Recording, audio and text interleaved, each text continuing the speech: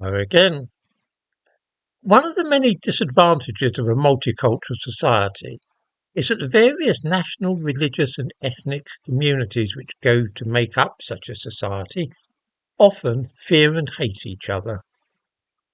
The official line is that everybody can live together, black and white, African and Caribbean, Muslim and Jew, Indian and Pakistani, and that it will be like one of those lovely illustrations from a publication by the Jehovah's Witnesses, where we all get along together in an earthly paradise, and presumably, as scripture has it, the wolf will live with the lamb and the leopard will lie down with the goat.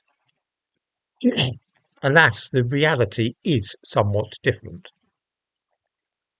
Last Friday, hundreds of angry Indians gathered outside the Pakistan High Commission in London to express their dislike of Pakistan. A Pakistani official provoked the crowd by making a throat-slitting gesture. Why is this happening on the streets of London, you ask? Because of events in Kashmir, which is almost 4,000 miles away. It will be recalled that the weekend before the Queen's funeral in 2022, when most British people were mourning the loss of the beloved monarch, was marked by disorder and violence in the English city of Leicester by those who had no interest at all in the Queen of the country in which they lived and of which they were citizens. Instead, Hindus and Muslims were fighting on the streets and attacking each other's places of worship because of some game of cricket between India and Pakistan.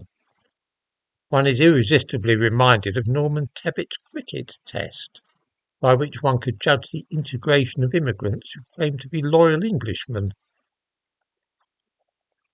Now, with tensions ratcheting up in Kashmir and stories of a massacre of Pakistani troops swirling around, it is possible that there will be military clashes in the area.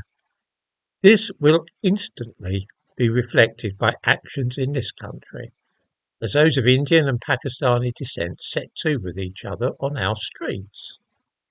This then is the fundamental flaw in the ideology of multiculturalism, that one can invite all the nations of the world to make their home in one small corner of the planet, and that they will then forget their historic rivalries and centuries of dislike, and all live happily together in our country.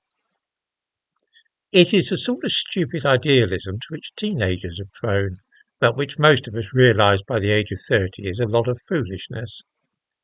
The true cause of racial and religious antagonism in Britain is not wicked white people, perhaps belonging to the far right, but rather the racial and religious minorities themselves.